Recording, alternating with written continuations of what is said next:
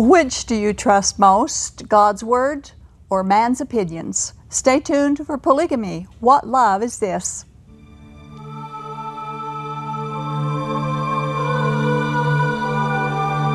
She was born into polygamy. Her family followed the teachings of Joseph Smith, all of them, including plural marriage, especially plural marriage. Like many young girls, she had been promised to a man who was her father's age. But she fled. She ran away. She preferred an eternity of outer darkness to a life of polygamy. She chose hell over religious enslavement.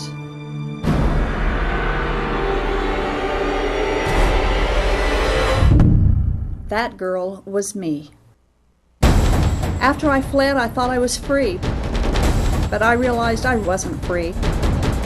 I was lost, alone, desolate. No home, no hope, no life. Then Jesus Christ found me and rescued me, and He loved me. In His love, I found real freedom, a real home, a real life. And Jesus offers you the very same thing. He is a shield to all who will take refuge in Him. He has been a refuge for me, and He can be for you too. Knowing the surpassing love of Jesus Christ today, this is why I can look back and ask, polygamy, what love is this?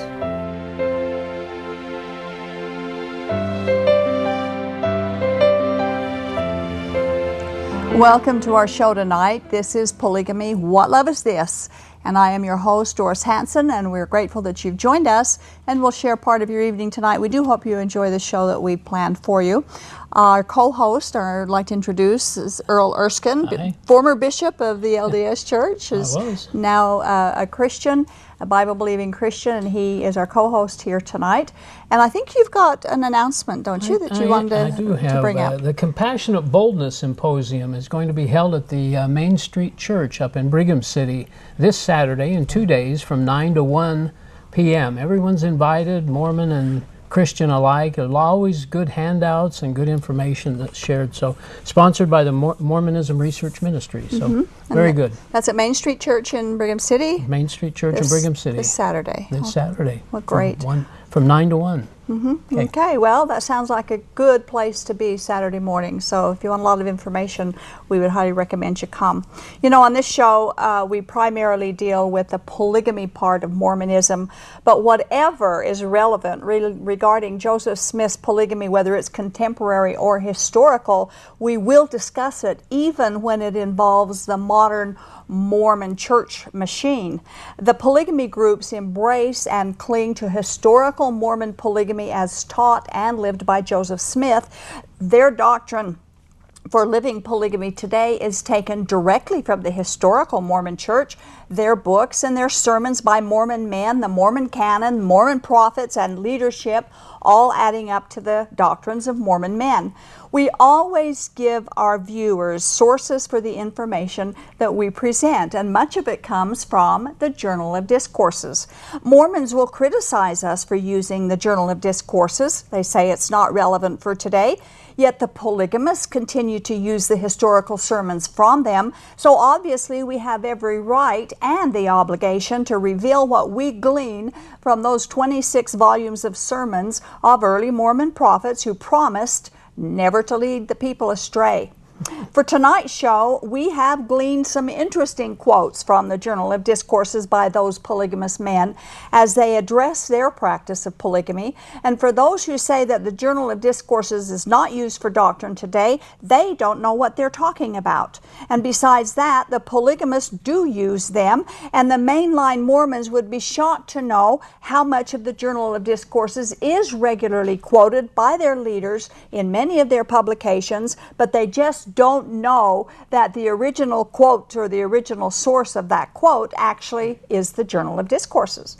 So let's take a look at polygamy as taught in the Journal of Discourses. We're going to begin with volume 16, where Brigham Young tells us that Joseph Smith received the revelation on plural marriage in July of 1843. Yes, Joseph received a revelation on celestial marriage. You will recollect, brethren and sisters, that it was in July 1843 that he received this revelation concerning celestial marriage. The people of God, therefore, have been commanded to take more wives. Okay, that's from Brigham Young. Volume 16. And that's right. And we now go to volume 20, where Joseph F. Smith is giving his sermon, and he said the revelation came as early as 1832. I here declare that the principle of plural marriage was not first revealed on the 12th day of July 1843. It was written for the first time on that date, but it had been revealed to the prophet many years before that, perhaps as early as 1832. So we can't help but wonder, which is it? Which is it? One says one thing and someone says something else. It was at 1843, as Brigham Young said, or 11 years earlier, as the prophet Joseph F. Smith claimed. Well, now, this is typical Mormon teeter-totter. They say whatever they want, and they're never held to any accountability for what they say, and the truth be damned. You know, we continue now with Joseph F. Smith's quote on polygamy from that same sermon that he was giving. Yeah.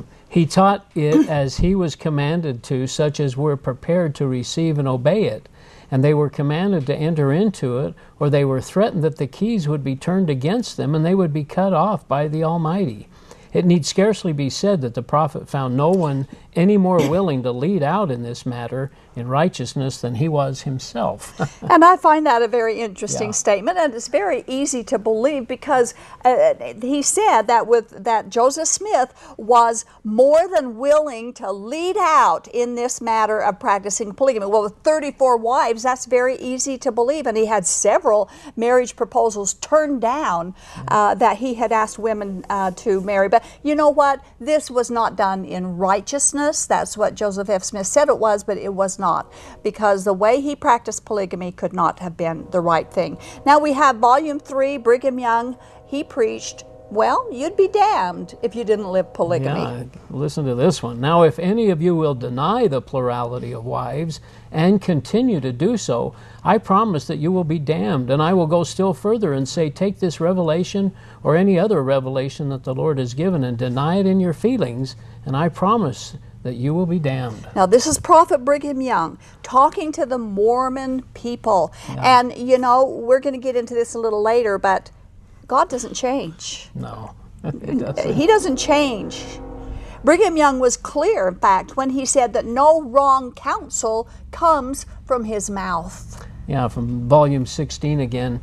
If there is an elder here or any member of this church called the Church of Jesus Christ of Latter-day Saints who can bring up the first idea, the first sentence that I have delivered to the people as counsel that is wrong, I really wish they would do it. But they cannot do it for the simple reason that I have never given counsel that is wrong. So Brigham Young has never given wrong counsel. He says you will be damned if you don't live polygamy. So we can only sum up these statements that a true believing Mormon must believe and embrace polygamy, or they face eternal damnation. No wonder the polygamous groups call the Mormon church the apostate church, because in reality they are. According to their prophets, there's no either or here. It is you do it or you're damned by their prophet.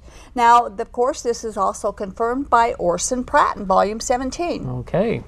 The Lord has said that those who reject this principle reject their salvation. They shall be damned, saith the Lord. Those to whom I reveal this law, and they do not receive it, shall be damned.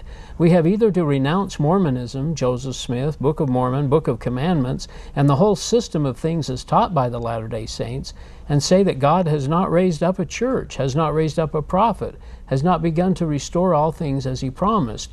We are obliged to do this, or else to say with all our hearts, yes, we are polygamists, we believe in the principle, and we are willing to practice it because God has spoken from the heavens. Wow. So, Proud. and again, this just lays the foundation that polygamy is supposed to be the way all of Mormonism lives their lives. Of course, the concept of the restoration that Orson Pratt is saying here is leading the people astray from the very beginning, because there never was an apostasy.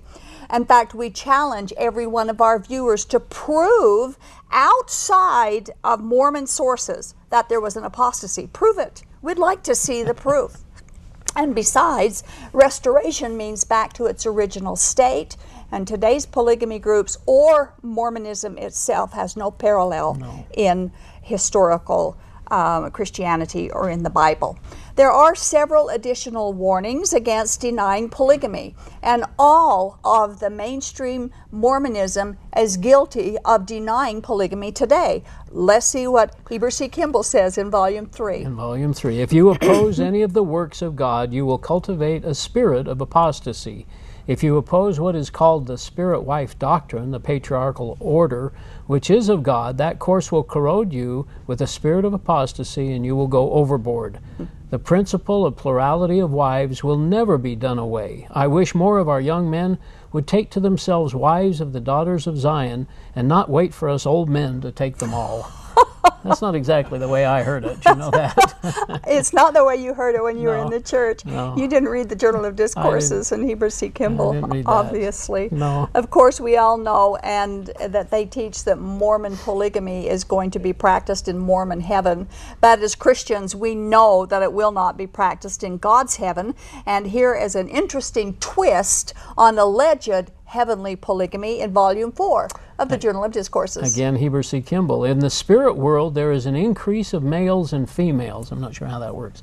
There are millions of them, and if I am faithful all the time and continue right along with Brother Brigham, we will go to Brother Joseph and say, "Here we are, Brother Joseph. We are here ourselves, are we not? With none of the property we possessed in our probationary state, not even the rings on our fingers." He will say to us, "Come along, my boys. We will give you a good suit of clothes. Where are your wives?" "They are back yonder. They would not follow us." "Never mind," says Joseph. "Here are thousands. Have all you want." Perhaps some do not believe that, but I am just simple enough to believe it. And simple enough to say it, Yes. obviously. So in Mormon heaven, Joseph Smith will supply all the wives the Mormon men want. Why are these minds of these men and their sermons so based on eternal sex? Yeah, What's it is going interesting, on? isn't it? And how does Heber C. Kimball know that the gender population ratio is in heaven? And why are Jesus' teachings rejected? Yeah. He said there's no marriage in heaven. Yeah, we find this in 1 John 5, 10, 11. He that believeth not God hath made him a liar, because he believeth not the record that God gave of his Son. And this is the record, that God hath given to us eternal life, and this life is in his Son. Eternal life is in Jesus Christ, Yeah. not in polygamy. And those who do not believe what Jesus said is in reality calling him a liar. That's what it says. Eternal life's in Jesus, not polygamy. And Romans 7 says that the marriage covenant ends at death, and there is no mention or teachings or guidelines anything anywhere of eternal marriage or eternal sealings. There is no marriage after death. Here's another gem quoted by Heber C. Kimball in Volume 5. Some quietly listen to those who speak against the Lord's servants, against his anointed, against the plurality of wives, and against almost every principle that God has revealed. Such persons have half a dozen devils with them all the time. You might as well deny Mormonism and turn away from it as to oppose the plurality of wives. And so we understand that they never talk bad about other religions and about other people, but this is pretty bad. It is. Claiming people to have half a dozen demons in them if they deny the plurality of wives. Yeah. And of course we have another threat. They're good at threats of damnation if you don't live according to their principles. And Heber C. Kimball was right along with the rest They of were them. caught up in this, for sure. They were. I speak of plurality of wives as one of the most holy principles that God ever revealed to man. And all those who exercise an influence against it, unto whom it is taught, man or woman, will be damned, and they, and all who will be influenced by them, will suffer the buffetings of Satan in the flesh For the curse of God will be upon them, and poverty and distress and vexation of spirit will be their portion. So there's the threat. There's the threat. Do it or be damned. Do it or you're going to have all kinds of spiritual troubles in this life or whatever. So live polygamy or else. Of course, that's what we got when I was growing up.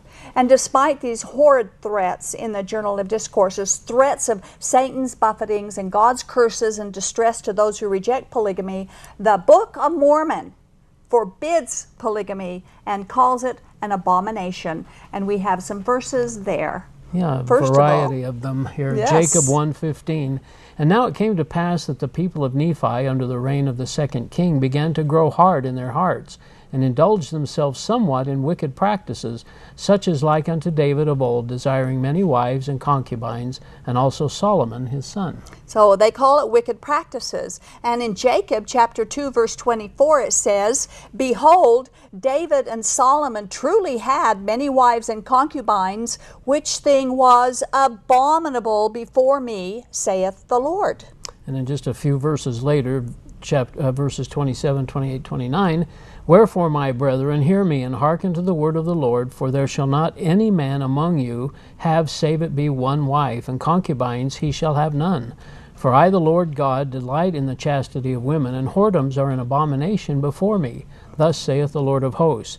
Wherefore this people shall keep my commandments, saith the Lord of hosts, or cursed be the land for their sakes. Well, that's dire threats if you do live polygamy, isn't it? And then Jacob 3:5 says, and I quote, Behold, the Lamanites your brethren, whom ye hate because of their filthiness and the cursing which hath come upon their skins, by the way, that's very racist, are more righteous than you, for they have not forgotten the commandment of the Lord, which was given unto our father, that they should have save it were one wife, and concubines they should have none, and there should not be whoredoms committed among them.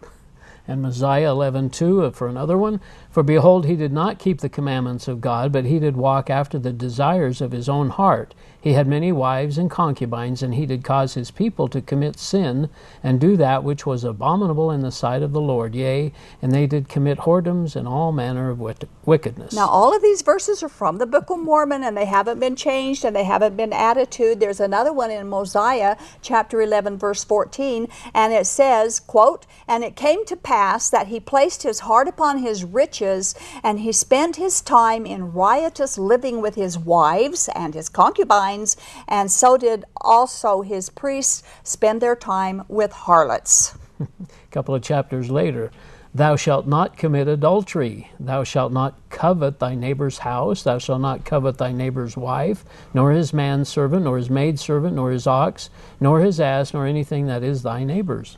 And in Ether 10:5, another anti-polygamy verse. And it came to pass that did not do that which was right in the sight of the Lord, for he did have many wives and concubines. And just a few verses later in Ether 10, He did do justice unto the people, but not unto himself, because of his many whoredoms, wherefore he was cut off from the presence of the Lord. So we have very many verses here in the Book of Mormon totally against, condemning polygamy. And we wonder, does God change his mind about plural marriage? According to the Book of Mormon, does God change his mind? No. Several verses here. Mormon 9:9. For do we not read that God is the same yesterday, today, and forever, and in him there is no variableness, neither shadow of changing? In verse 19, And behold, I say unto you, he changeth not. If so, he would cease to be God. Moroni 8:18 says, For I know that God is not a partial God, neither a changeable being, but he is unchangeable from all eternity to all eternity. And finally, 3 Nephi 24:6 says, For I am the Lord, I change not. So we have established a good foundation here that the Journal of Discourses is for polygamy, the Book of Mormon is against polygamy, and we can't say that God changed his mind from one to the other, because those who preached those sermons in the Journal of Discourses read the Book of Mormon and looked at it as far and above more reliable than the Bible itself. So we've got a huge problem with a religion where they say God forbids something, then turns around and commands them to do something that he has forbidden. Now, thousands of years before Joseph Smith put the pen to writing the Book of Mormon, God had forbidden polygamy to the people. Here's a verse from the Old Testament and one from the New Testament. Yeah, Deuteronomy 17:17, he must not take many wives, or his heart will be led astray. 1 Corinthians 7:2, each man shall have his own wife, and each woman her own husband. So we're very clear here that polygamy is not the thing to do unless whatever might happen in a man's mind.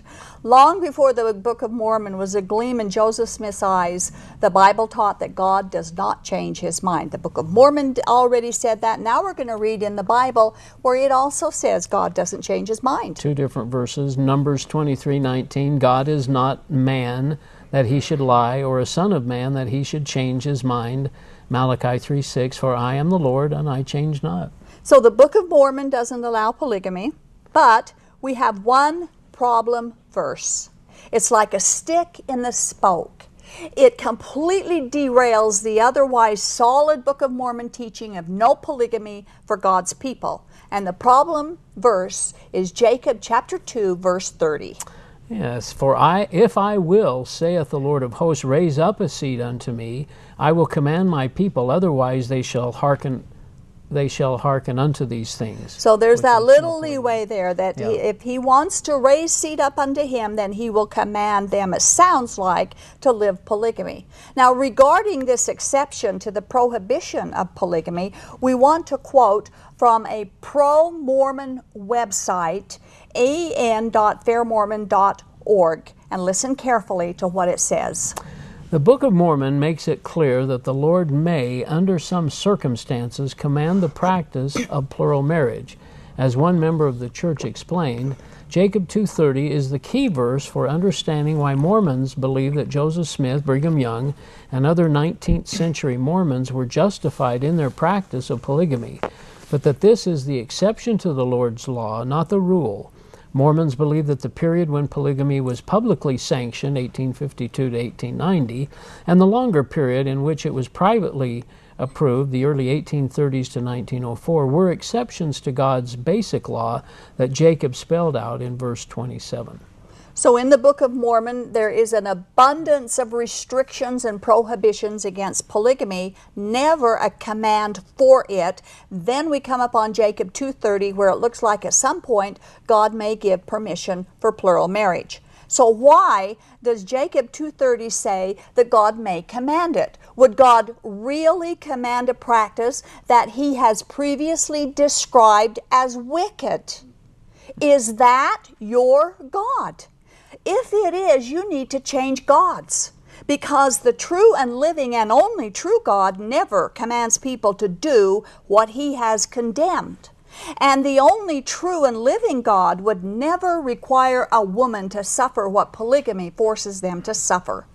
Now, what are some of those descriptive words against polygamy that God used in the Book of Mormon? Yeah, these are good. Wicked practices, whoredoms, abominable, riotous living, adultery. Now, that all described polygamy in the Book of Mormon. And God would really command wicked practice? Would God really command whoredoms? Would he really command an abomination? I mean, look, think about this. Don't check your brains at the door. Think about these things. Would God truly command people to practice polygamy that he has described in such low terms? The reason given in Jacob 2:30 is to raise up seed. Since when does God set aside a previously condemned and wicked practice in order to bring up children?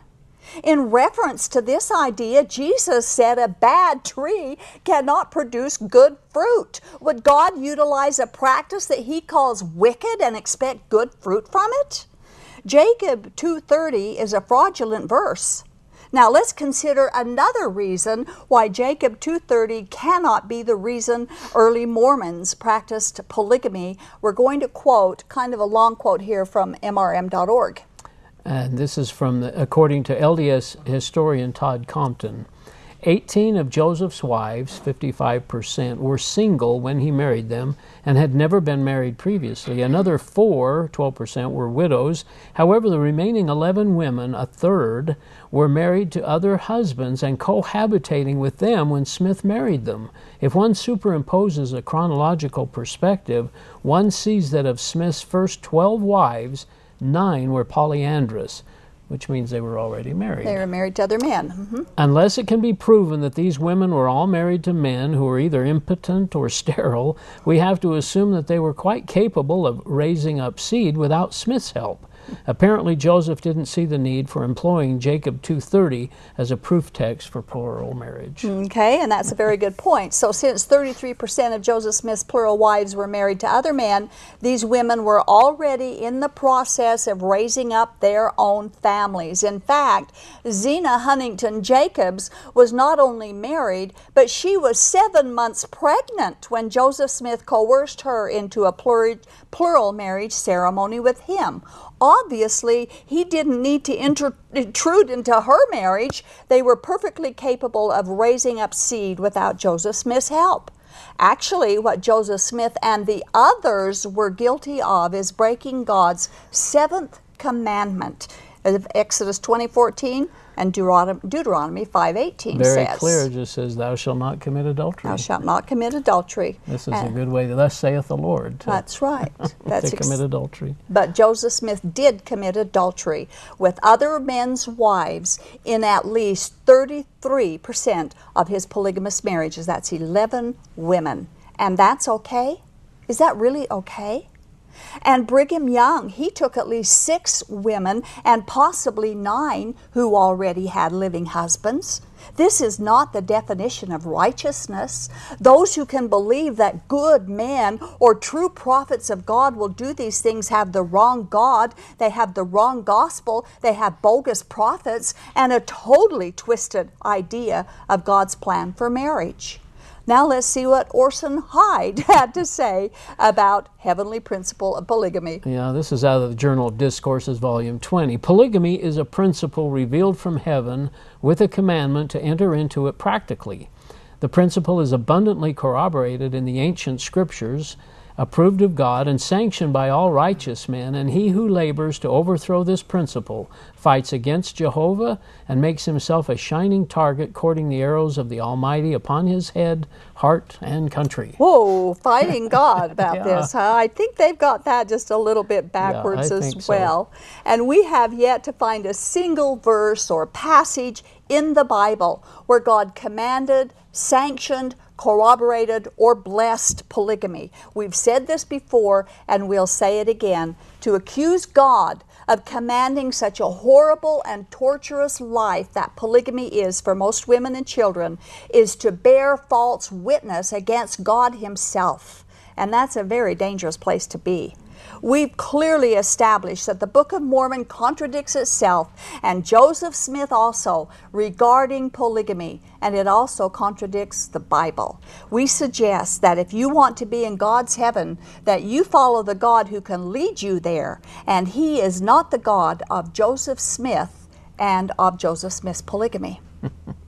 Seems pretty clear, doesn't it? It is so clear. I don't know. I know there's a blindness there. I know there's a refusal for people to see this, but it's so clear that there's some contradiction, some very grievous contradiction going on here that needs to be reconciled. And I've heard the word critical thinking, and you mentioned it before, checking your mind at the door or something, your brain's at the door. I just never read this myself, but it's there to be read and understood, and it's logical and makes such sense if people will just do a little critical thinking. Right. Yeah. And we've talked about things like this before on the show, in the In Sacred Loneliness book. Yeah.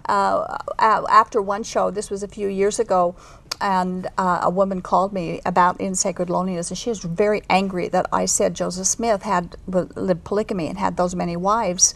And I said, read In Sacred Loneliness, written by Todd Compton, who is a Mormon, a member of the Mormon Church in good standing. And she yelled at me and she said, well, you don't know what you're talking about. You're taking it out of context. I said, read the book. And she said, I don't have to. I just know the truth. Yeah. And now they can go to LDS.org. And now the Mormon Church is admitting it. Yeah. Absolutely. Yeah.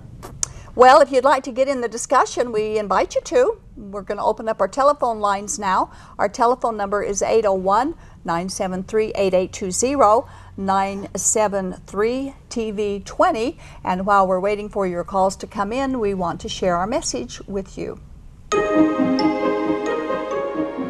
You are watching Polygamy, What Love Is This? Broadcasting live from Salt Lake City, Utah.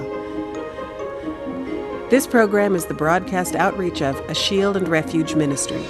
Shield and Refuge is a point of first contact for Mormon fundamentalists who question the doctrines of the religion or who are actively seeking for an opportunity to escape the polygamist lifestyle.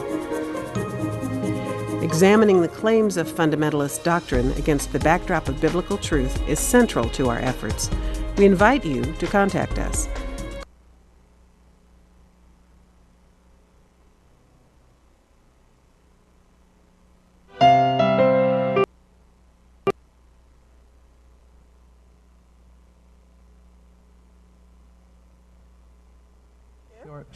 My goodness, welcome back. You've seen us talking between the scenes here. Welcome back to our show. This is Polygamy, What Love Is This? We've just been talking about the script that we just discussed here, and we do invite you to join in the conversation. We've been comparing the Journal of Discourses sermons on polygamy, of course, damning people who don't live it, and then with the Book of Mormon that damns people who do live it. And then, of course, that one exceptional verse that says, well, if God wants you to do this damnable thing, then you better do it. So whatever it is, we've got to go to the Bible that stands firm and very clear. Well, one of the comments that was made during the break was that how an LDS person or a polygamous person could actually listen to these leaders and their comments and not come away thinking or questioning what it is that they've been believing and following all these years. It just doesn't make sense. And we're supposed to. We are supposed to question. We're not supposed to question the truths of God. We're supposed to research them, obviously, but we're supposed to question what men say God says. Yeah. And we know that the church denied the practice of polygamy for many, many years. Section 101 in the book of, in the Doctrine and Covenants, and then Joseph Smith telling Emma that she was going to be destroyed if she didn't practice polygamy. Which is it exactly, just doesn't sound like it's from God. And that's exactly what we were taught growing up. Just what he told Emma, you will be destroyed. So for all the polygamists who are watching us tonight, you need to look into these things too, because your leaders and your parents and maybe older brothers and sisters are telling you you've got to live polygamy or be damned, because that's what all the polygamy groups tell you. Well, check these things out. Why does the Book of Mormon say don't do it if you're supposed to do it? And yet the polygamy groups believe in the Book of Mormon just as strong as the Mormon Church does. So check these things out. Don't just follow blindly. Jesus said the blind follow the blind and they'll both fall into the pit. So check it out. That's why we're doing the show. We want you to find the truth and then become free in knowing the truth. So our telephone lines it looks like they're filled up, but we don't have any calls coming in yet. So we want to share another little gem from Brigham Young, who said that polygamy is not about love. So if you want love in your life, don't go into plural marriage, according to Volume 3 of the Journal of Discourses.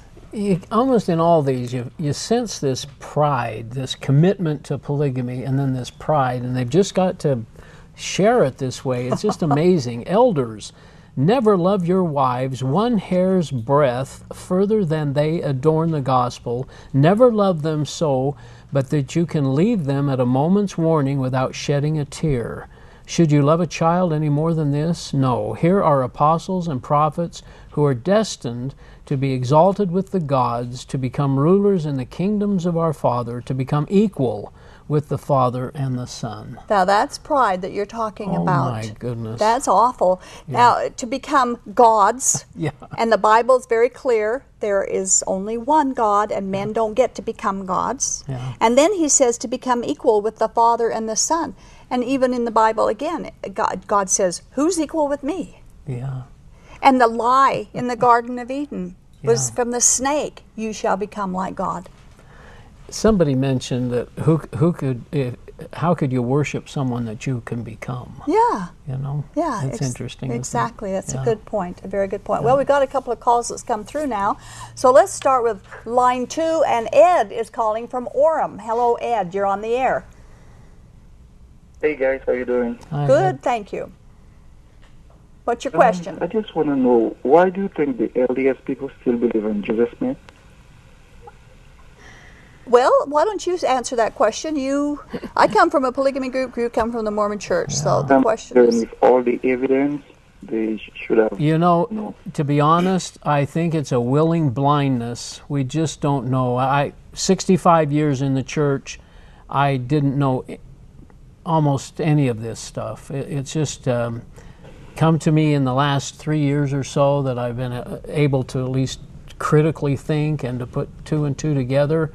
We just don't know about it in the Mormon church. We're not taught about it. General Conference, the ensigns, what we hear every Sunday doesn't share any of this negative stuff. It's all very bland, very superficial, and it just isn't true, but we just live it. We just believe it. And if it's like the polygamy groups, we were warned not to read anything outside of the approved reading material, and the thinking's been done for us. We don't need to think any further than they tell us that we can think.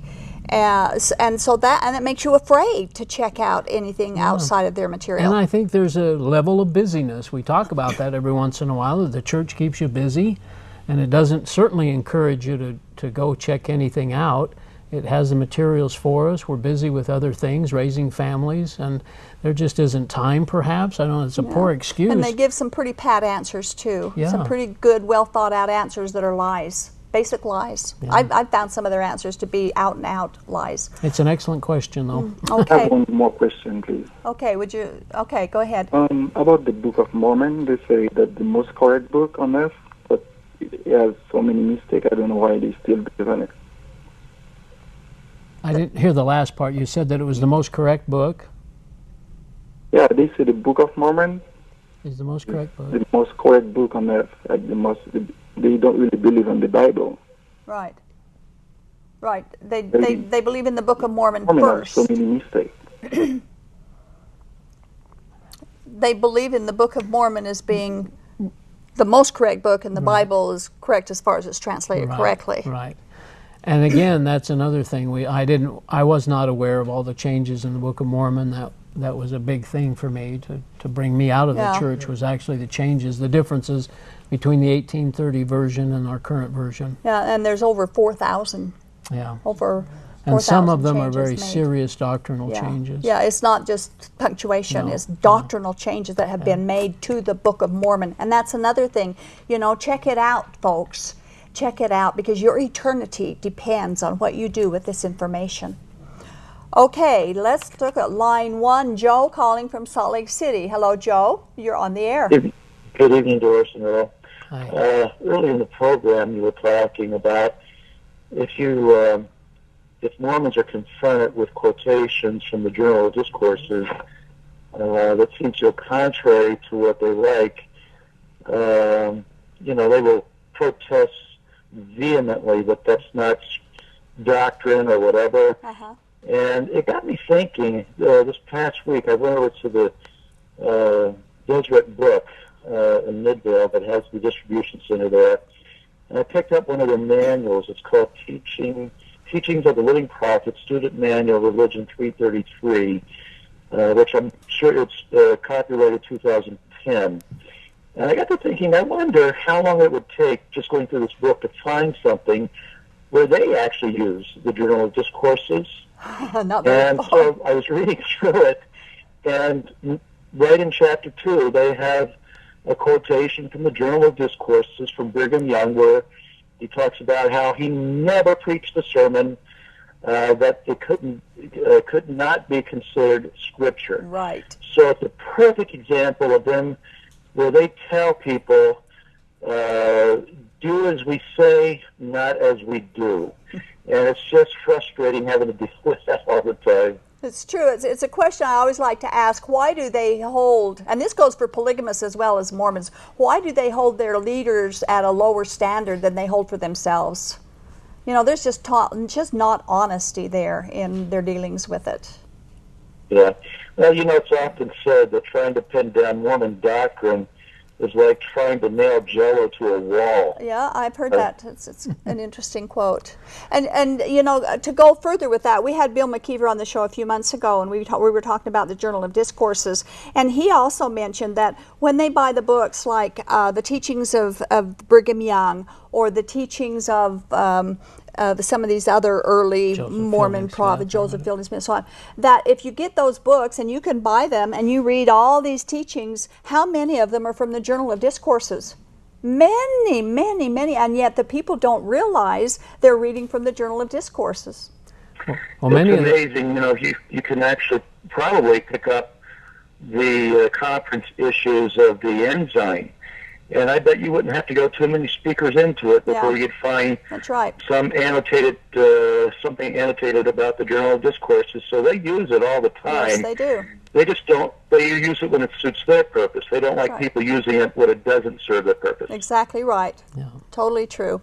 Well, thank you for your observation. We appreciate your call. Thanks, Joe. Well, I guess maybe he said goodbye.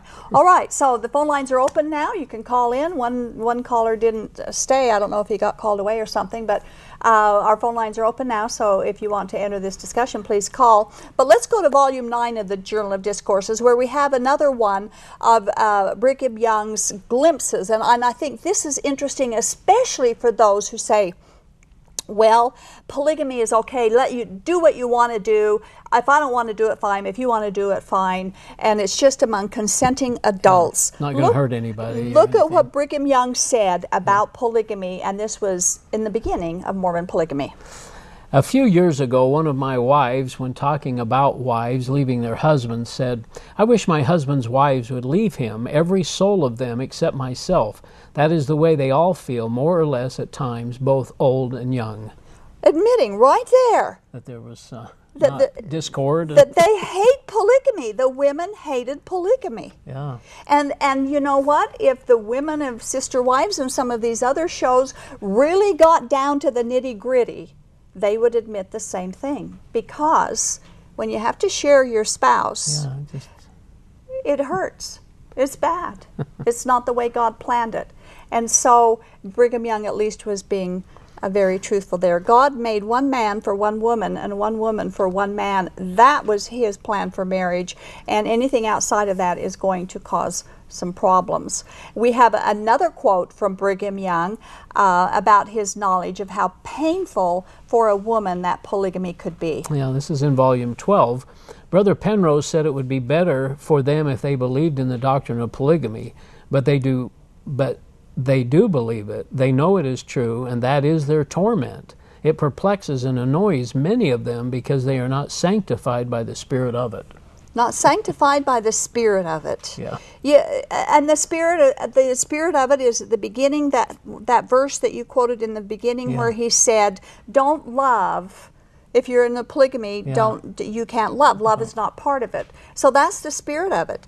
If you don't love, a lot of women will say, "My love is saved for my children. I can't love my husband." Don't love your husband if you're in polygamy. That's the motto. You know, one of the things too is that I think we read these and we know it happened years ago, but I think if we actually stopped and thought about people in their situations, about a woman laying there knowing that her husband's gone off to lay with another woman, and just the real actual life experience of going through that, and the inadequacies you'd feel, the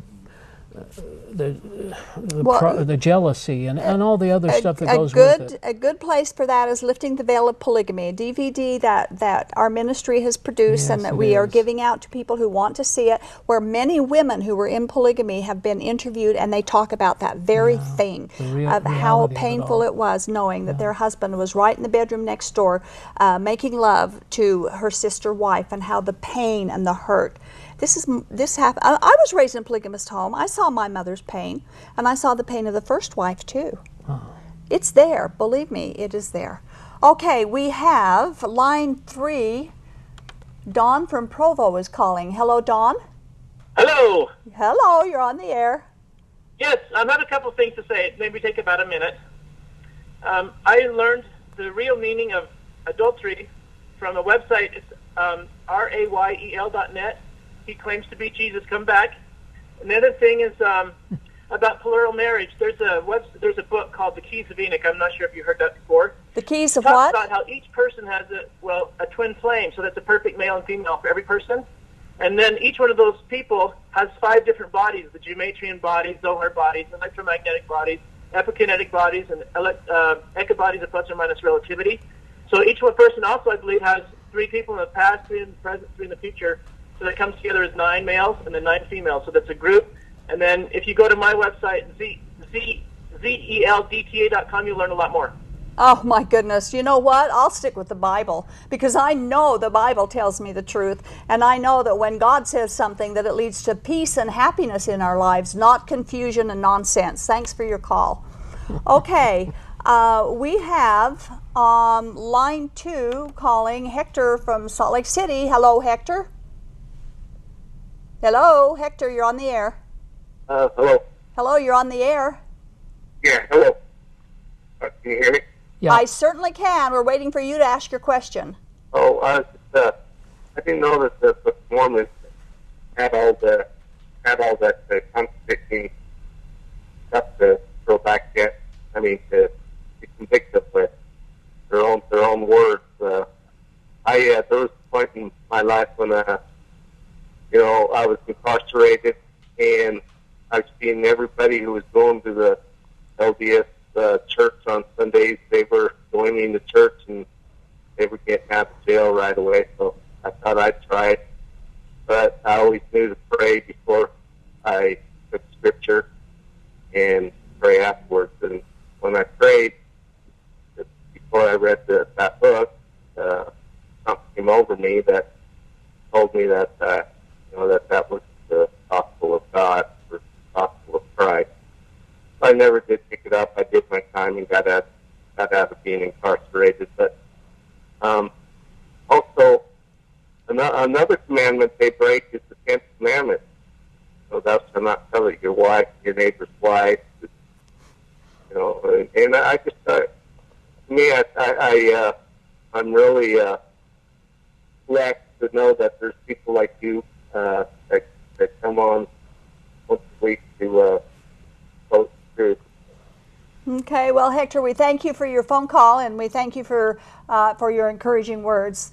It was difficult kind of to understand exactly what he was saying. The phone was breaking up, but it is interesting that when you're talking about the 10th commandment, coveting, and did you, as a polygamist family situation, did you feel a lot of that? At least the leaders of the church or your group, were they coveting young women? And I didn't see that then as I grew up. No, I didn't. I wouldn't have seen that then, but I certainly do now, especially when it's the leadership of the group who gets all the wives.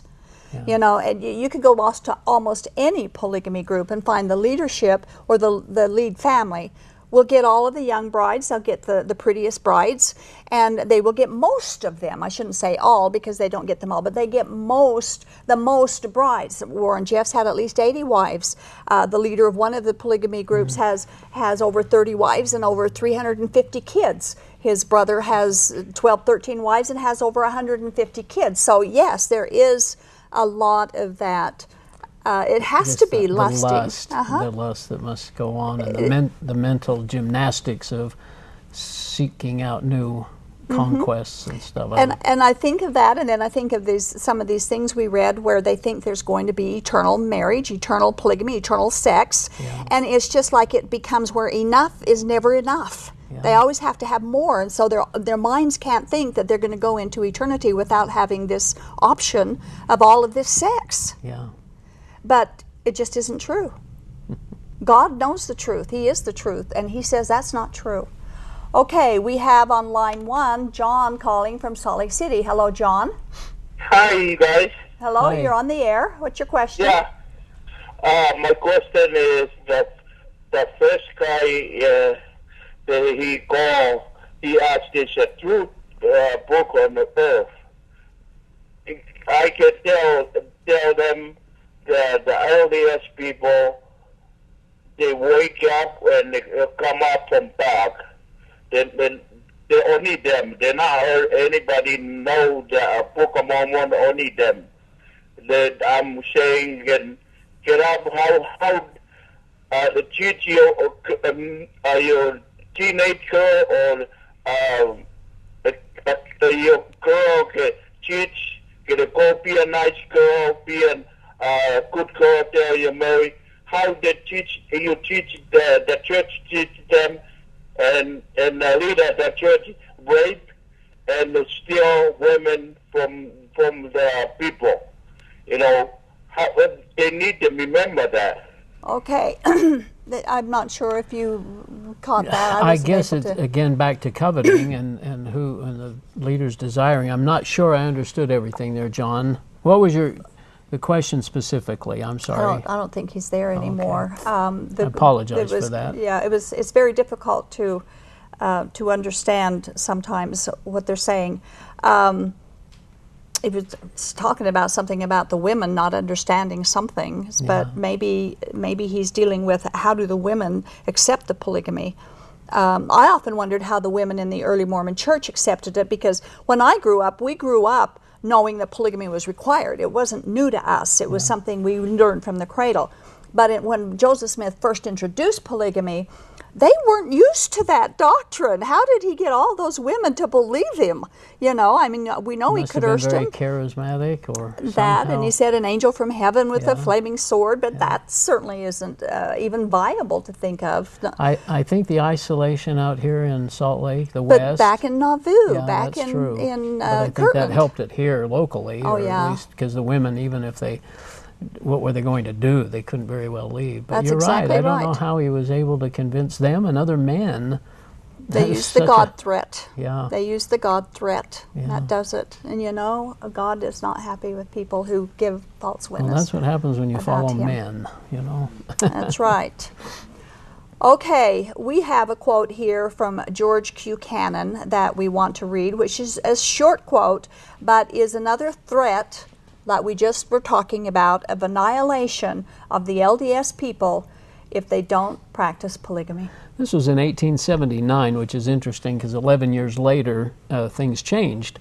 If plural marriage be divine, as the Latter-day Saints say it is, no power on earth can suppress it, unless you crush and destroy the entire people. Now, how would we take that in today's culture? Yeah. How would you take that? Have the Latter-day Saints been crushed and destroyed as the entire people? No, obviously not. Obviously not, but it says no power on earth can suppress it. And in a sense, it hasn't, because the fundamentalists have picked up the ball and taken it. I guess they would hold on to that, wouldn't they? Yeah, Of course they would. You betcha. Yeah. They know that. But it's interesting that all of these quotes that we've read just absolutely don't hold any water at all. And as it applies to the LDS Church in general, they are the ones who are apostate according to these early prophets. And it is the Mormon fundamentalists who know that they have been following the doctrines of the early Mormon Church. Now, that's not to say that we believe they're right, because we obviously don't. No. We know that you can be all right or you can be all wrong, but we know from the contradiction, how could it be all right? Like you said, this isn't a God that is changing, or God doesn't change, and He wouldn't change this and support it one time and then call it wicked practice another time. Right. Yeah. That's absolutely true. Yeah. Okay. Line 2, we have Roger from Pleasant Grove. Roger, can you make your question very quick, because we're getting towards the end of the show? Okay, my question is, I have a problem. I don't buy into polygamy either, but in 1 Kings chapter 14, verse 8, the Lord is talking, and he says, you have not been like my servant David, who kept my commandments and followed me with all his heart, doing only what was right in my eyes. Yes. And yet David was practicing polygamy. Right. Now also, in chapter 15, verse 5, for David did not For David had done what was right in the eyes of the Lord, and had not failed to keep any of the Lord's commands all the days of his life, except for in the case of Uriah the Hittite. Right. Now, I know the Lord didn't Right. command him to do it, Right. but he did it, and the Lord said that he did everything that he was supposed to. Okay, Roger, this is a very good question, and it's something that I had to look into myself to make sure that I understood biblical polygamy and what it was all about. What the context, when you get into the context of what it was right with David doing everything that was right, the context is idolatry. The context is that the kings of Israel and the kings of the nation around them were practicing idolatry, but David never did. He never, ever practiced any kind of idolatry. He worshiped the only true God in existence all the days of his lives, not like the kings of these other people around him, and that's the context. Thank you for the question. We are getting close to the end of the show, but if you read all of these things that the Bible has, there's an answer which the Bible answers itself, and you can read what it says in the context of what it says, and you will get your answer. And sometimes it takes quite a bit of digging. But those were all questions that I had when I got out of the polygamy group. I had to know everything about polygamy in the Bible, and some of it was pretty hard stuff. Some of it was pretty simple, but some of it could be pretty difficult to understand. So we do thank you for that question. And you can go online and find the Journal of Discourses for anybody who doesn't have a set themselves. You can go to mrm.org/journalgems, or you can go to the wikisource.org, and they have the Journal of Discourses there. So thank you. Thank you for being here tonight. Very good. My closing comments, I would like to discuss something that I read from a website recently that addressed the changing doctrines of the Mormon faith. A part of what this man said was that he grew up in the Mormon church believing in what they now admit wasn't what they claimed it was. For instance, he said, first, the first vision isn't exactly what they said it was. Second, the Book of Mormon translation isn't exactly what they said it was. The curse of dark skin isn't exactly what they said it was. He learned that the American Indians aren't exactly who they said they are. He learned that the Book of Abraham or any other translation isn't exactly what they said it was. And number 6, polygamy isn't exactly what they said it was. Therefore, he said, he is not under any moral, religious, cultural, family, legal, or any other obligation to stay anymore because that church just isn't what they said it was. One of the most important things Jesus said is in John 4:24, God is spirit and his worshipers must worship him in spirit and in truth.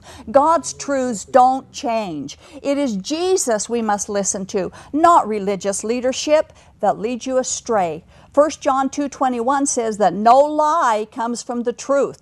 And yet from Joseph Smith's first sexual encounter in the barn with Fanny Alger to the polygamy groups of today, the entire foundation is based on leadership's lies, but no lie comes from the truth, so how can it be true?